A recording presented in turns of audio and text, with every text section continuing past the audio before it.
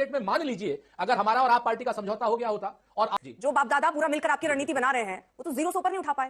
अगर आप शून्य पे खुश हैं तो इससे अच्छी क्या ही बात हो सकती है सर। कांग्रेस ये क्यों कह रही है कि शिंदे के रास्ते पर भगवंत मान चले। सबसे इंपॉर्टेंट बात एक मैं कहना चाहता हूं अर्पिता, सिर्फ 10 सेकंड जी।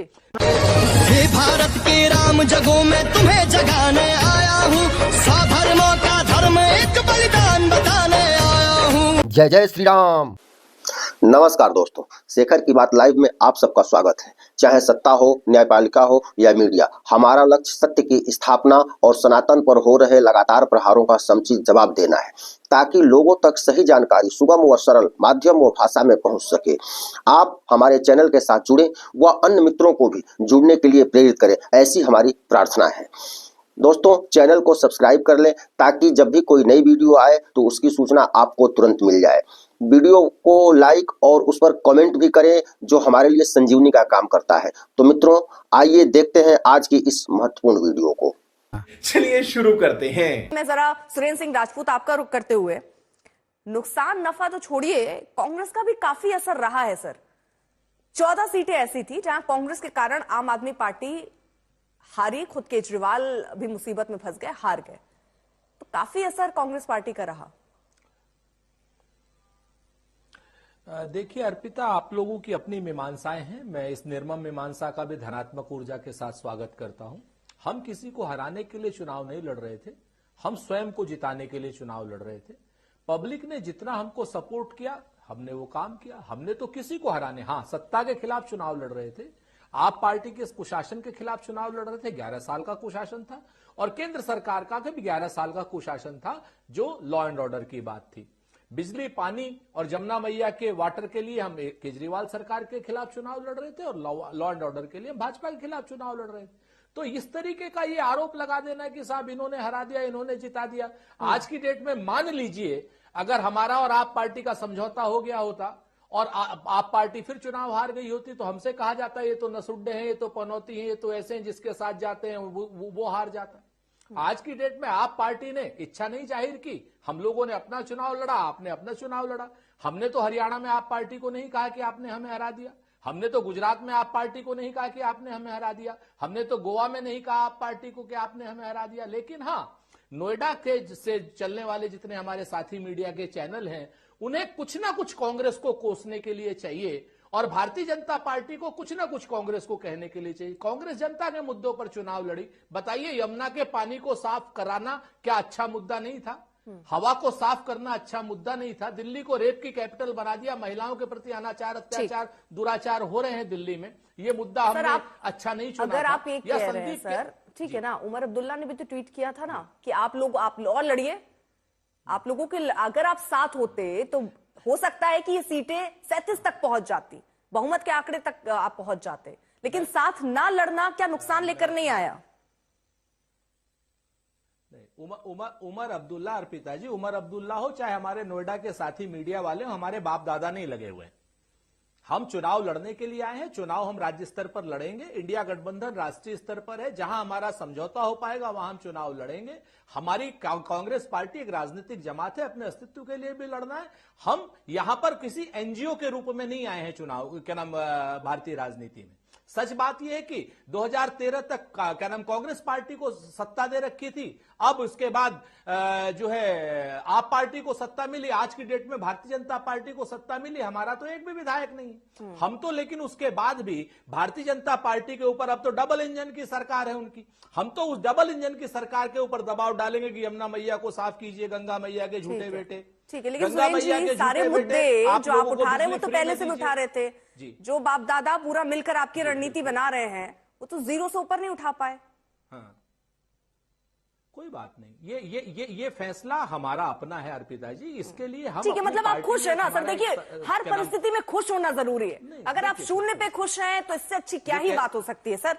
ठीक है सुरेंद्र जी, वो ठीक है वो सर, कहते- खुश रहना वो जरूरी है। कहते जो हैं ना कि मुस्कुराहट है हार ना, में जीत ये में मुस्कुराहट बनी रहनी किंचित चाहिए नहीं सर। भयभीत में। बहुत बढ़िया सर, सुन क्या बात लीजिए, है सर। कहते हैं ना कि कहते हैं ना, सुन लीजिए आप। बिल्कुल जवाब सर, सुनिए, कहते हैं जीरो ना, हार सीट में इसका ये जीत मतलब में थोड़ी कि हम किंचित नहीं सुनेंगे सर। भयभीत सुनेंगे में। सर, बोलिए। कर्तव्य पथ पर जो भी चला, कर्तव्य पथ पर जो भी मिला, ये भी सही वो भी सही। हम कई बार जीते हैं अर्पिता जी, कई बार हारे हैं, लेकिन हमारी हार जीत में हमारे अपनों ने बदली है, हमारी अपनी पार्टी के इंटरनल स्ट्रक्चर ने बदली है। किसी मीडिया के कारकुन ने नहीं बदली, किसी हमारे साथी ने नहीं बदली। हमारे बिल्कुल सर, यही तो समझना है कांग्रेस पार्टी को कि कांग्रेस पार्टी का सुधार वो खुद कर सकते हैं। ना मीडिया कांग्रेस पार्टी को दबा सकती है, ना दूसरे पार्टी उसको जिता सकते हैं। कांग्रेस पार्टी को अगर कोई जिता सकता है तो वो खुद।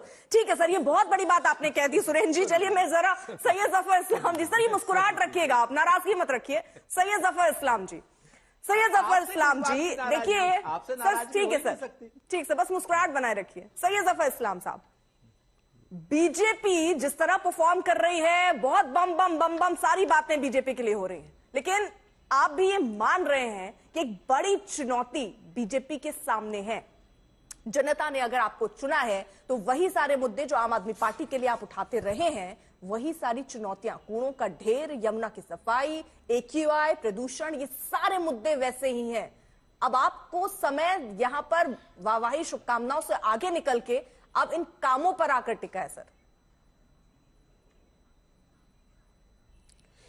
देखिए, सबसे पहले तो मैं अपने साथी सुरेंद्र राजपूत जी को, जिन्होंने जाहिर है कोशिश की होगी, लेकिन अफसोस की बात है कि फिर से उनको जीरो का हैट्रिक जो है मिला है, लेकिन फिर भी हौसला उनका बुलंद है, तो मैं सिर्फ उनको ऑल द बेस्ट कहूंगा। और साथ में आपके जो आपदा पार्टी के जो प्रवक्ता है, उनको भी जरा देखिए, वो कहते थे 5 दर्जन वोट मिलेगी, 5 दर्जन वोट, 60 सीटों से कम नहीं आएंगे।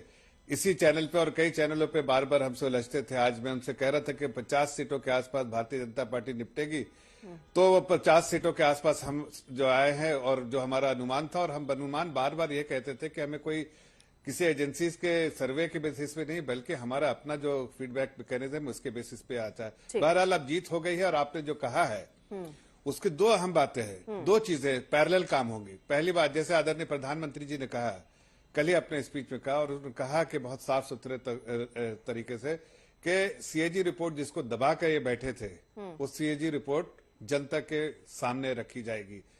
तो जब उसको असेंबली में रखा जाएगा तो जाहिर है वो जनता के दरबार में आ जाएगा, और जो लोग भ्रष्टाचारी हैं उनको भ्रष्टाचार का जवाब देना पड़ेगा, और उसके लिए जो सही कदम उठाने हैं वो उठाए जाएंगे। तो ये भ्रष्टाचारियों के लिए बिल्कुल साफ मैसेज है। दूसरी बात, जो हमने वादे किए हैं, तो 3 तरह की चीजें उसमें बहुत इंपॉर्टेंट है, और जो प्रधानमंत्री जी का स्वयं आश्वासन है दिल्ली की जनता को, जिनका आभार है, उन्होंने हमें वोट दिया इसलिए उनका आभार है, उन्होंने विश्वास जताया आदरणीय प्रधानमंत्री जी पे, उन्होंने आशीर्वाद दिया प्रधानमंत्री जी की सोच को। एक सवाल मैं यहाँ समझना चाहती हूँ, क्योंकि देखिए बार बार बीजेपी पर बहुत सवाल उठते रहे।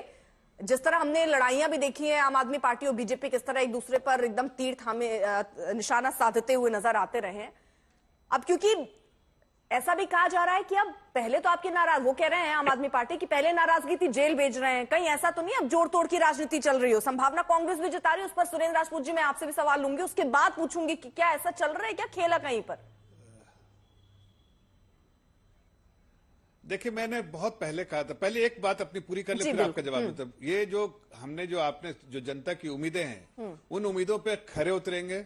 2 तरह काम, एक तरफ तो जो पैरेलली काम होगा, जो करप्शन किया वो करप्शन का उन पे कार्रवाई होगी, और दूसरी तरफ जितने भी वादे किए उसको पूरा करेंगे। इवन जो आपदा पार्टी ने वादे किए जनता को, कहीं ना कहीं उनको वादे करके पूरा नहीं किया, धुआं और धोखा और जो धूल दिया है वहां पर जनता को, उसको हम ठीक से उनकी आशाएं जो थी उनको पूरा उस पर खरे उतर के उसको भी पूरा करेंगे। और जो वादे किए हैं प्रधानमंत्री जी ने स्वयं कहा है कि उन सभी वादों की गारंटी प्रधानमंत्री की। ठीक है, सुरेंद्र राजपूत जी, छोटा सा सवाल, ठीक है, उनके लिए हर काम करेंगे। और ये कांग्रेस ये क्यों कह रही है कि शिंदे के रास्ते पर भगवंत मान चल रहे हैं? कि हम उन पे दबाव, हम 1 मिनट, हाँ सर, दबाव की राजनीति, 1 मिनट मैडम, कंप्लीट कर लीजिए, हमें मौका दीजिए। एक दबाव की राजनीति करेंगे, हमें दबाव नहीं चाहिए, हमें दबाव नहीं चाहिए भाई, हम खुद ही करेंगे। हम जनता के दरबार में, जनता में समर्पित होकर जनता के लिए हैं।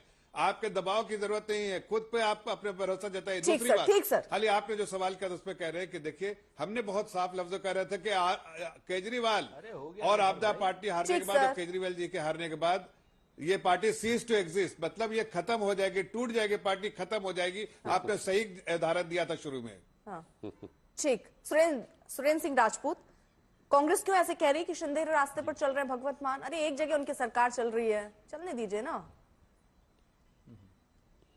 देखिए अर्पिता जी, दो बातें बताता हूं मैं आपसे, थोड़ा सा जल्दी से मैं बता देता जी। हूं। पहली चीज, आप पार्टी नैतिक हक खो चुकी है पंजाब को चलाने के लिए, ये अपने आप में सच है। कब गिरेगी? अपने बोझ से गिरेगी, हमारा उसमें कोई रोल नहीं है। पंजाब एक सीमांत राज्य है और सीमांत राज्य की जो समस्याएं हैं वो बहुत दूसरी होती हैं, चाहे आतंकवाद से रिलेटेड हो, चाहे ड्रग्स से रिलेटेड हो, चाहे चिट्टे से रिलेटेड हो, चाहे बेरोजगारी से रिलेटेड हो, और चाहे किसान की समस्याओं से रिलेटेड हो। उसमें किसी में भी भगवत मान की सरकार कहीं ना कहीं किसी भी रूप में अपने आप को प्रभावशाली बताने में कामयाब नहीं रही है, तो ये अपने बोझ से गिरेगी। और एक चीज मैं आपसे कहना चाहता हूं, बहुत इंपॉर्टेंट है कि 2013 में जमुना सर मैया नहीं, के मुझे झूठे ये बेटे ने थोड़ा दिल्ली समझा को तो दीजिए, प्राप्त ये है किया क्या? था। मतलब शिंदे की राह पर भगवत मान चल रहे हैं, आशय तो समझा दीजिए। हाँ, नहीं, अब शिंदे की राह पर भगवंत मान तो चलेंगे ही, चूंकि अब अरविंद केजरीवाल जी का सीधा सीधा सा मैं बता तो रहा हूं ना कि आज की डेट में जिस आदमी के पास ताकत है या जिस आदमी के पास बाकी चीजें, जिसने आदमी ने आप पार्टी को बनाया था और जो वहां पर सरकार चला रहे हैं भगवंत मान साहब, अब उनके ऊपर ही सारी पार्टी को चलाने का प्रेशर होगा या सारी चीजें होंगी, वो अभी आपको 2-4 दिन में साफ दिखाई दे जाएगा। सबसे इंपॉर्टेंट बात एक मैं कहना चाहता हूं अर्पिता, सिर्फ 10 सेकंड जी। मैं आपसे एक ही चीज कहना चाह रहा था कि 2013 में यमुना मैया का झूठा बेटा दिल्ली में आया था, झूठ बोल करके शीला जी पे, मनमोहन सिंह जी पे आरोप लगा करके 2025 में चला गया। और 2014 में गंगा मैया का झूठा बेटा आया था देश में कांग्रेस के ऊपर झूठे आरोप लगा करके। आप ध्यान दीजिएगा कि 26 तक आते आते अरे वो आपके गंगा बारे में तो मैया का हैट्रिक, झूठा जीरो बेटा की भी हैट्रिक दिल्ली और अपने देश बारे में में चला सोचिए। जाएगा।